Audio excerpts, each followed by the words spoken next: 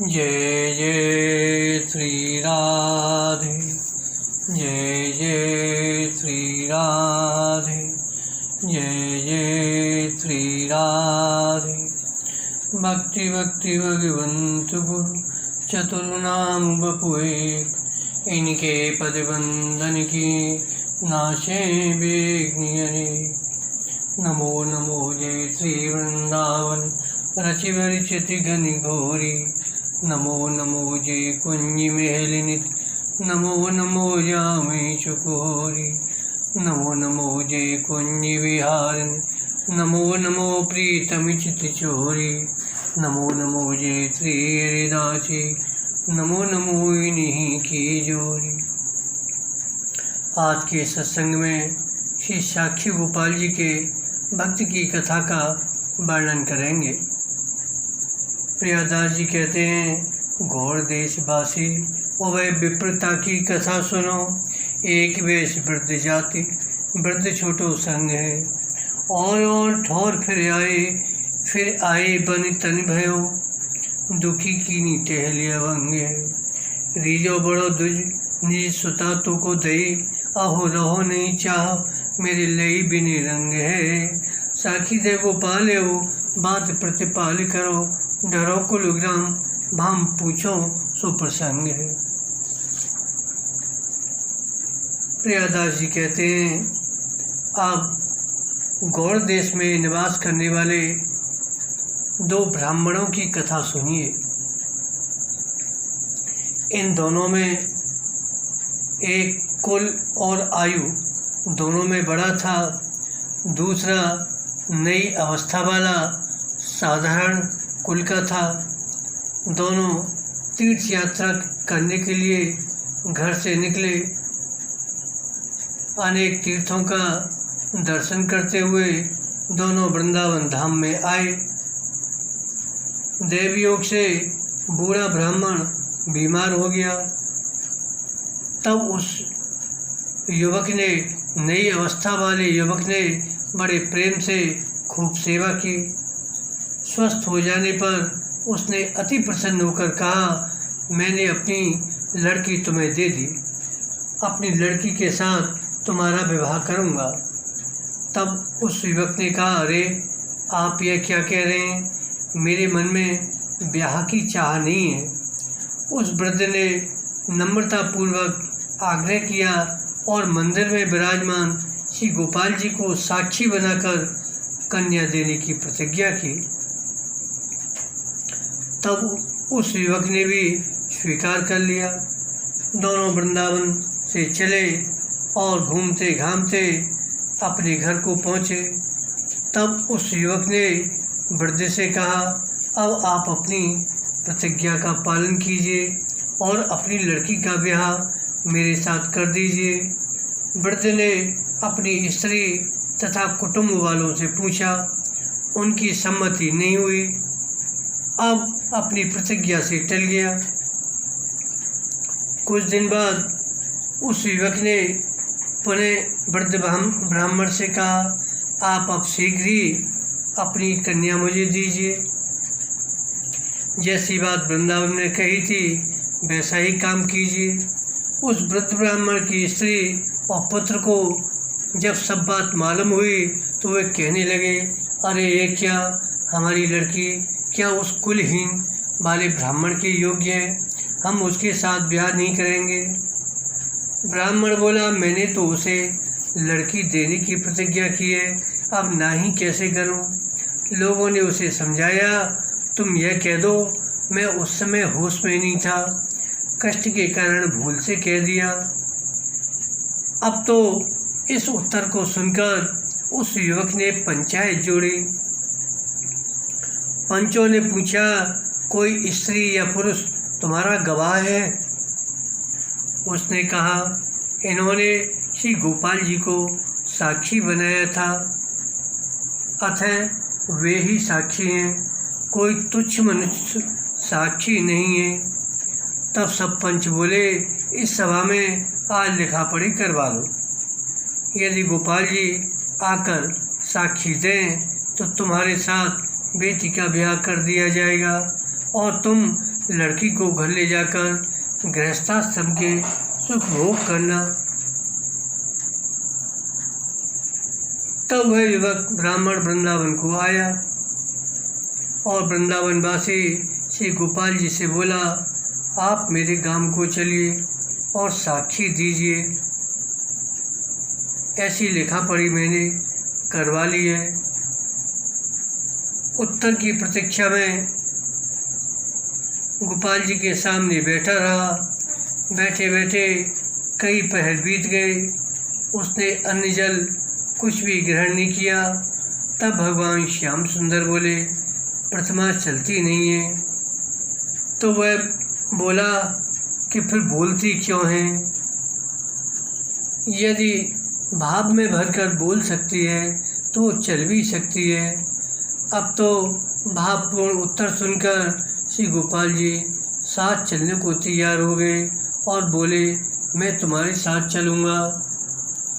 भक्त के सामने भगवान की चालाकी नहीं चली। चतुर से चतुराई नहीं चलती। चतुरों के सामने चतुराई नहीं चलती। इस पर एक उदाहरण सुनाते हैं। एक सन्यासी थे। वह जहाँ जाते वहाँ प्रसंगवश अपने को बहुत दीर्घायु का बताते। कोई पूछता तो कहते, देखो हमें सन संवत तो याद नहीं है, परंतु ये इतना याद है मैंने राम जी के विवाह में पंक्ति में बैठकर खूब मिठाई खाई थी। इस प्रकार वे अपने को त्रेताकालीन सिद्ध करते। इससे उनकी सर्वत्र बड़ी पूजा प्रतिष्ठा होने लगी। एक बार वे घूमते घूमते मथुरापुरी में आए। मथुरा के चौबों ने बड़ा आदर सत्कार किया। अब तो इन सन्यासी जी ने अपने पूर्व अभ्यासवश चौबों से भी यही बात कहने लगे।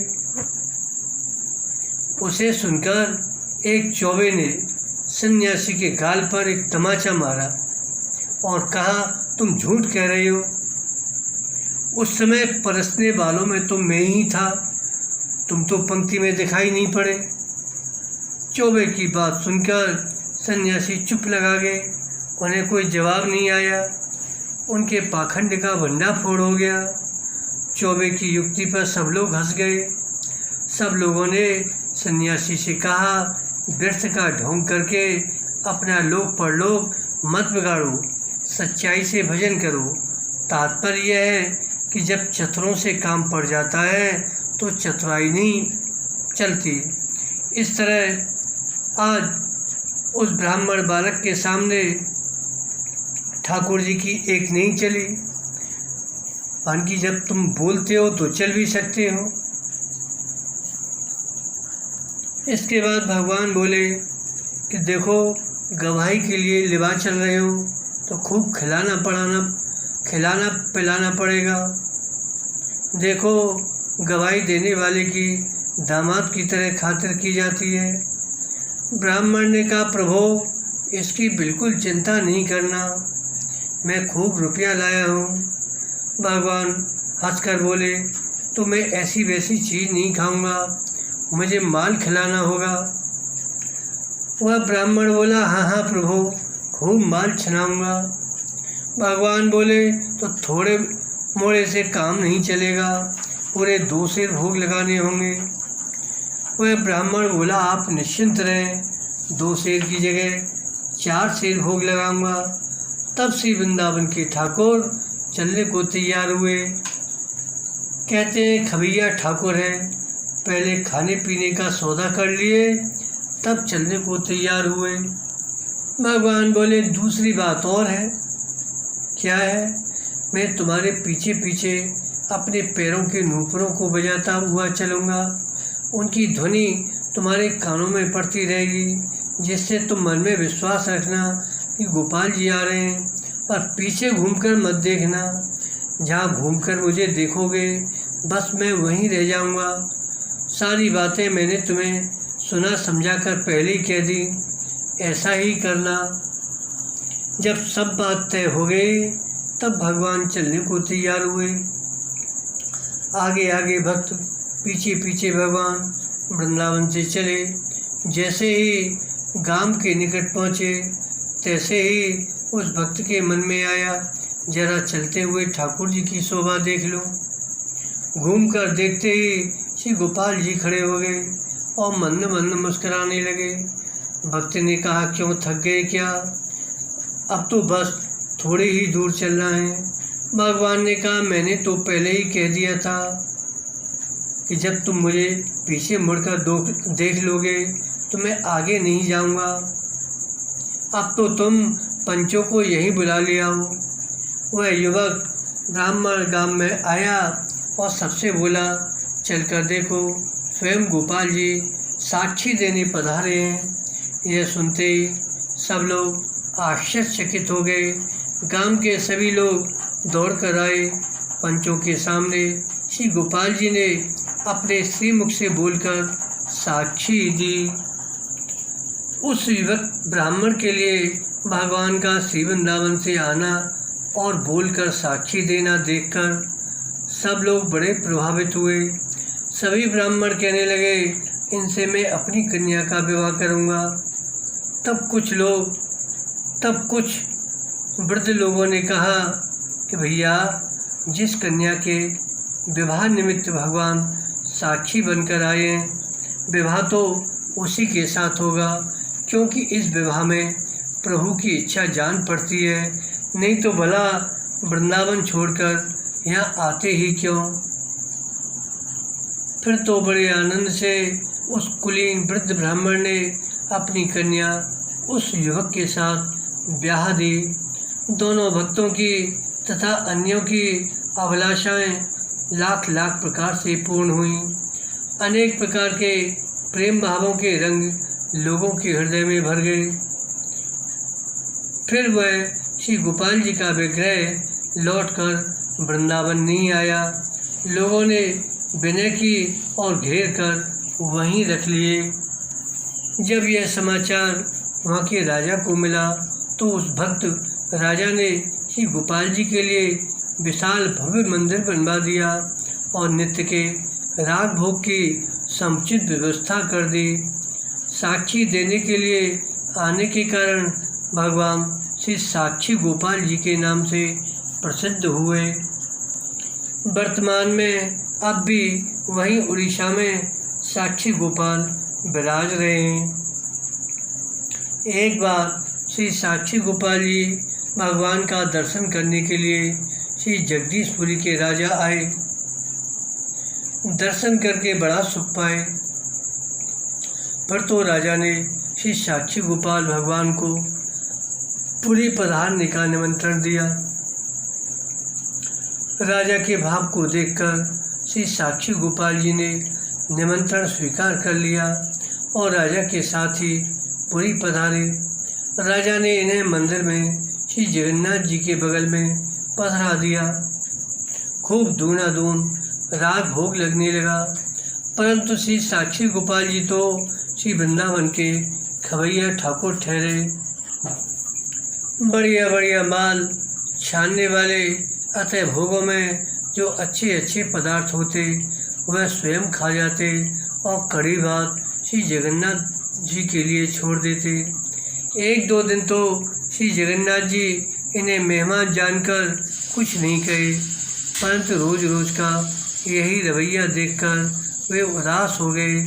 कहा भी गया है, कह लग सही रही मन मारे। इसी बीच उदासी का एक और भी प्रबल कारण उपस्थित हो गया। वह यह है कि जितने भी दर्शनार्थी आते सभी एकाध बार तो जगन्नाथ जी को देखते, फिर टकटकी लगाकर साक्षी गोपाल जी का दर्शन करते। श्री जगन्नाथ जी का करुणा विग्रह लोगों को उतना आकृष्ट नहीं कर पाता जितना श्री साक्षी गोपाल जी का छेल छबीला विग्रह। अतः श्री जगन्नाथ जी की उदासी बढ़ती गई। पुरी नरेश ने श्री जगन्नाथ जी का मुख मिलान देखकर पूछा, जय जय प्रभु, इतने उदासीन क्यों हो? श्री जगन्नाथ जी ने मुंह बिचकाकर कहा, 3 दिन हो गए, एक भी पुआ खाने को नहीं मिला। राजा ने कहा, फिर इसके लिए खिन्न होने की क्या बात है, कल से और अधिक भोग लगेगा। परंतु श्री गोपाल जी तो श्री गिरिराज ठाकुर ठहरे। श्री गोवर्धन पूजन के समय अमित अतोल भोग आरोपने वाले, अतः इस बार भी खा गए, केवल कड़ी भात ही बच पाया। अब तो जगन्नाथ जी का धैर्य छूट गया। श्री गोपाल जी से हंसना बोलना बंद कर दिए। श्री गोपाल जी ने जब श्री जगन्नाथ जी को मन मारे देखा, समझ गए इनको मेरे रहने से कष्ट होता है, अतः एक दिन रात्रि में चुपके से वहाँ से चल पड़े। तब जगन्नाथ जी ने राजा को स्वप्न दिया, श्री गोपाल जी रूठ कर जा रहे हैं, उन्हें मनाओ। राजा रानी रात में दौड़े दौड़े आए और चरणों में पड़कर बहुत अनुनय विनय किए लौट चलने के लिए। भगवान ने कहा, मैं वहाँ तो नहीं जा सकता, मन हो तो यहीं मंदिर बनवा दो। हाँ, एक बात और है, मैं दाल भात खाने के लिए यहाँ नहीं रहूँगा। राजा ने कहा, आप इसकी चिंता नहीं करिए, नित्य कढ़ाई चढ़ी रहेगी, रोज पुआ पकवान का ही भोग लगेगा, दाल भात कभी बनेगा ही नहीं। हाँ, जब कभी आप स्वयं कहेंगे तो भले बन जाएगा। तब तो गोपाल जी राजी हो गए। राजा ने वहीं मंदिर बनवाया और उत्तम से उत्तम राजभोग की व्यवस्था कर दी। एक बार पुरी नरेश की महारानी श्री साक्षी गोपाल जी का दर्शन करने पधारी।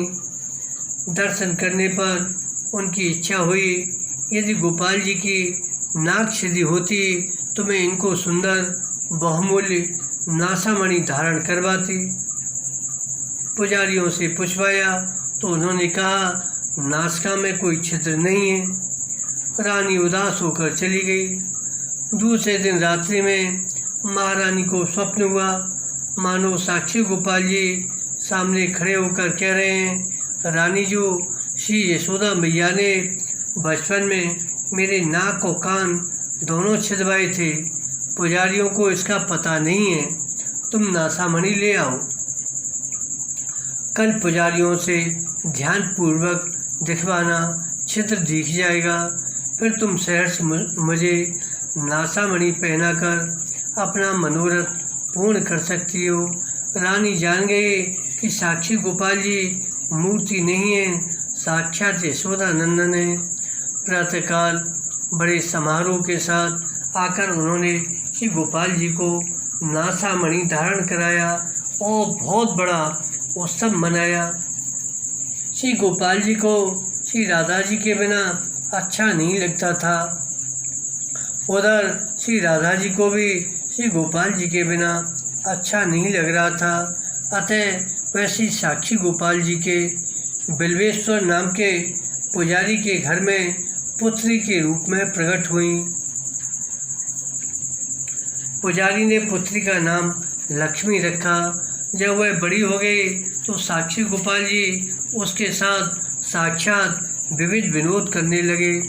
कई बार तो ऐसा हुआ, श्री गोपाल जी के कुछ आभूषण नहीं मिल रहे थे। जब उनकी खोजबीन हुई तो लक्ष्मी जी की सैया पर मिले। इस प्रकार कभी कभी लक्ष्मी के भी वस्त्र आभूषण गोपाल जी की सैया पर मिलते। धीरे धीरे ये बात सर्वत्र विदित हो गई।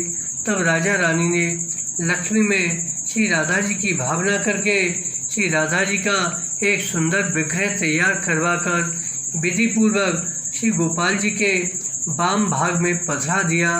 वर्णन आया है, जब इधर मूर्ति की प्रतिष्ठा हुई उसी समय उधर लक्ष्मी ने शरीर छोड़ दिया और श्री विग्रह में प्रविष्ट हो गई। श्री साक्षी गोपाल जी अब तक वहीं विराजमान हैं। बोलिए भक्तवत्सल भगवान की जय।